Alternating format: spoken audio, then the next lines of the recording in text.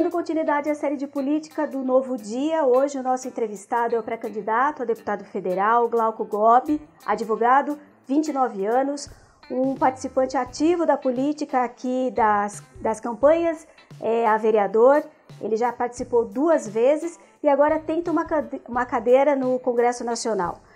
Você prevê uma campanha um pouco diferente a partir de agora? Sim, é diferente mais pelas pautas, Márcia, nas quais a gente toca por se tratar de uma campanha deputado federal e não a vereador. Mas igual no seguinte sentido, a campanha continua sendo uma campanha simples.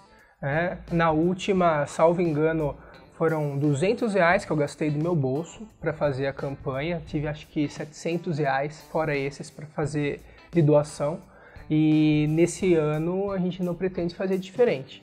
Nesse sentido, é claro, a campanha continua sendo de baixíssimo custo, porque a forma como nós fazemos política é diferente. Não é enchendo de santinho as casas das pessoas, as ruas, as escolas, e muito menos comprando notícias em jornais, em noticiários, na televisão. Nossa forma de fazer política é conversando com as pessoas nas ruas, nos encontrando com as pessoas nas associações de moradores, de bairro, em escolas, em ambientes onde a gente possa estar lá fazendo o olho no olho, que é coisa que os políticos hoje perderam, não existe mais. Então, algo muito interessante que a gente fazia na nossa campanha e que a gente pretende continuar é comparecer nas saídas de locais e de ambientes, de eventos que concentrem um grande número de pessoas para conversar lá com essas pessoas sobre política, lá conversar com elas e fazer a nossa campanha, mostrar para que a gente está disposto a colocar o nosso nome à disposição nas urnas. Glauco, você já tem definido os eixos do seu projeto de governo? Sim, nossos eixos são variados, porém eu gosto de citar alguns deles que são importantíssimos, como a bandeira da reforma política, a bandeira da reforma urbana e a bandeira da reforma agrária. São 3 eixos centrais que a gente pretende implementar no Congresso Nacional, e esses 3 eixos têm objetivos em comum. Os objetivos desses 3 eixos são, principalmente, combater o conservadorismo, enfrentar as desigualdades sociais, que são mazelas hoje no Brasil. Infelizmente o país é rico, porém é um dos países mais desiguais que existem no mundo, e redemocratizar a política, pensar uma forma mais democrática de fazer política, que não restrinja, que não limite a participação do povo na democracia a apertar uns botõezinhos a cada 2 ou 4 anos. Nós queremos colocar o povo diretamente na política, pois entendemos que há hoje uma crise política de representatividade. O povo não se vê representado nesses parlamentares, nesses políticos, e mesmo que eles fossem bons, mesmo que eles não fossem isso que a gente sabe que eles são, a grande maioria deles, é claro, não vamos generalizar, mesmo se fossem bons, não seriam suficientes para representar todo esse país de quantidade continental de terras, de número enorme de pessoas. Então a gente precisa repensar a democracia, como é que colocar o povo com as mãos diretamente na política e fazer os políticos, os agentes, trabalharem para esse povo, trabalharem para a população e não o contrário. Por falar em representatividade, nessa próxima eleição, a política de um modo geral está bem desacreditada para a população de um modo geral. Como é que você pretende trabalhar para convencer o eleitor a eleger um representante local? Porque o que ocorre nessas eleições, a deputado federal, a deputado estadual, que se costuma eleger uma figura longe de nós aqui. E aí ficamos sem representantes, sem um representante na Assembleia Legislativa, sem um representante no Congresso Nacional. Então, como é que você vai tentar convencer o eleitor a importância de termos um representante de Jundiaí ou para a região no Congresso Nacional?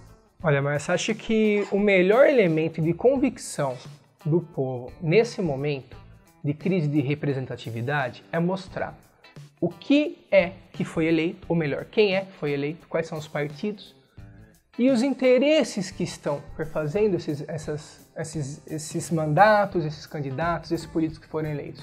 O que eles estão fazendo lá? Eles estão representando a nossa região? A classe trabalhadora de Jundiaí região está sendo representada pelos parlamentares que elegeu para o âmbito nacional e estadual? Não. O que nós temos visto, por exemplo, é que os políticos eleitos pela nossa região de Jundiaí, por essa região riquíssima, que é essa região que tem inúmeros trabalhadores e trabalhadoras, são políticos votando contra esse povo trabalhador. Contra, por exemplo, o servidor público, quando ameaçam com a reforma previdenciária, contra o trabalhador privado mesmo com a reforma trabalhista e principalmente o governo daqui da região, os parlamentares eleitos pela região aprovaram algo que nunca foi aprovado em lugar nenhum no mundo, que foi a emenda do congelamento dos gastos. A emenda do teto de gastos ou do congelamento dos investimentos públicos, algumas pessoas chamam, que veda, proíbe, obstaculiza qualquer incremento, qualquer investimento em políticas de saúde, segurança, transporte público, enfim, das pastas sociais no Brasil. É o único país hoje, a única república do mundo que se diz ainda república, né, que se diz uma democracia, que votou algo como isso. O que é atentatório, inclusive, à democracia nacional. Porque quando se elege uma pessoa, eu lembro agora nas últimas campanhas presidenciais e nacionais, havia um debate sobre quanto do pré-sal ia para a educação, quanto do PIB ia 1, ia 7, ia 10, ia 20, 30. Agora nem isso a gente vai poder fazer, porque essa emenda parlamentar congelou, através da Constituição, ainda usou a Constituição para isso, quanto vai para a educação, quanto vai para a saúde, quanto vai para cada uma das pastas. Ou seja, mesmo que nós tenhamos políticos eleitos com intenção de investir em determinadas pastas, a sua atuação estará impedida por conta dessa emenda do congelamento dos gastos sociais. Foi votada e aprovada por um político aqui, inclusive eleito pela nossa região. Eu não vou fazer também propaganda dele citando seu nome, mas todo mundo que é de Jundiaí conhece muito bem seu rosto, e daqui a pouquinho, quando a gente chegar mais perto da época da campanha, provavelmente vai estar repleto de santinho espalhado dele pelos bueiros e pelos jardins das casas aqui, e a gente vai poder falar melhor. Glauco, muito se fala numa renovação de congresso, numa renovação de assembleia, de cadeiras na Assembleia, mas também existe o risco de termos um número exacerbado de votos brancos e nulos. Como é que você avalia esse risco? Porque pode ser também um risco, né? Claro. Um número grande de votos brancos e nulos. Como reverter esse quadro? Olha, voto branco e voto nulo é um sinal claro de crise política, crise de representatividade. Quando a democracia perde o valor, aliás, quando a única coisa que se tem de democracia é o voto, e aquilo que eu falava antes, a gente quer repensar para ir além disso, o povo não se sente mesmo representado, não se sente fazendo algo útil. Quando vai lá, aperta botõezinhos, por exemplo, elege um presidente, e esse presidente dali a pouco é retirado, sem mais nem menos, do seu cargo, do seu mandato, assumindo outro parlamentar ou outro político que coloca uma agenda política em prática que não foi aquela validada pelas urnas, né? Então, qual é o valor das urnas? Essa crise política que afetou o Brasil certamente repercute nos votos brancos e votos nulos. Como revertê-los, por exemplo, ou como diminuí-los, eu acredito que seja demonstrando que, de fato, o voto ele é importante, e principalmente ele é importante quando direcionado a determinados interesses que representam a classe trabalhadora. Porque, como a gente observa, por exemplo, a situação dos Estados Unidos, a crise que eles estão vivendo lá, e esse presidente que elegeram, se deu praticamente com 40%, quase 50% de votos brancos ou votos nulos. Então vejamos, no momento que a população deixa de participar da política, nesse pouquinho que ela já pode, que é votando, na democracia, a política fica sujeita, fica aí à disposição desse tipo de político, como o presidente lá dos Estados Unidos, que está fazendo essas atrocidades, está ofendendo direitos humanos que nós nunca imaginaríamos ver, por exemplo, os Estados Unidos ofendendo a potência mundial, separando crianças de suas famílias. Então é muito importante debater isso com a população e demonstrar que, sim, o sistema da política está ruim, mas está ruim por conta das pessoas que estão ocupando lá e da forma como a política é regida, das regras que estão dadas. Nós temos propostas para mudar essas regras do jogo político. Como falei para você aqui no começo, um dos eixos da nossa campanha, nossa pré-campanha, é a reforma política, justamente para mudar a forma como a população se vê ou age perante os seus parlamentares e esses perante a população e viabilizar aí, de repente, quem sabe uma retomada dos ares, dos aspectos democráticos tão importantes para o desenvolvimento de uma sociedade justa e igualitária que nós pretendemos. O pessoal tem, como todo partido, uma ideologia política. Sim. Você define o partido como de direita, de esquerda ou uma terceira via? Olha, hoje em dia é meio complicado esse negócio de esquerda e por direita, porque quando a gente conversa com algumas pessoas da esquerda, elas acham que não é esquerda, outras que de direita, que não é de direita.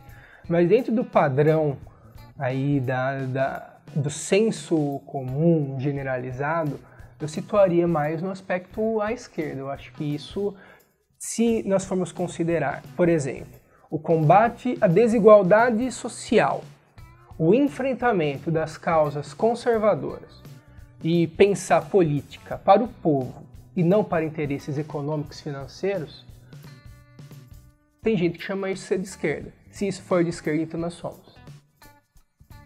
Tá certo. Glauco, só para terminar, o pessoal também é conhecido como um partido que lança nomes novos na política. Isso pode ser, de certa forma, algo positivo, já que se busca uma renovação. Claro. Agora, como tornar esses nomes conhecidos durante um período de pré-campanha?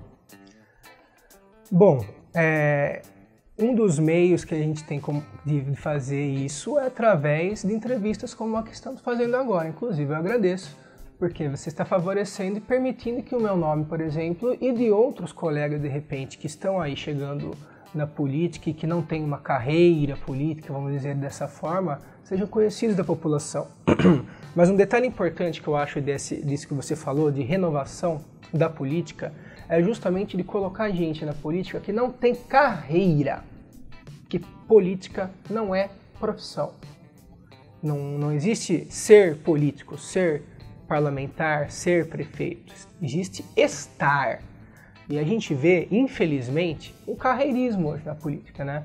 Aquele vereador que uma hora é vereador, depois pula para um cargo comissionado, depois é eleito de novo e vai para deputado, vai para governador, ou até mesmo pessoas que sequer terminam seus mandatos. Como vimos aqui, hoje nós não temos no Brasil um presidente, no estado de São Paulo nós não temos nem governador, e na cidade de São Paulo não tem nem prefeito, porque todo mundo que assumiu as suas cadeiras já está buscando outros, ou seja, há um carreirismo.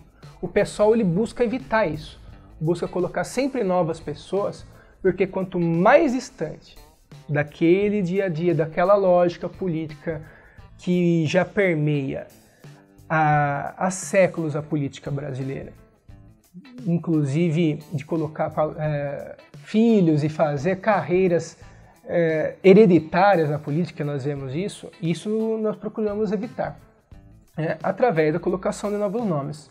Como fazer, no entanto, na pré-campanha? Bom, a nossa estratégia principal nesse momento é no diálogo corpo a corpo com a população, nas cidades, nas ruas e também nas redes sociais.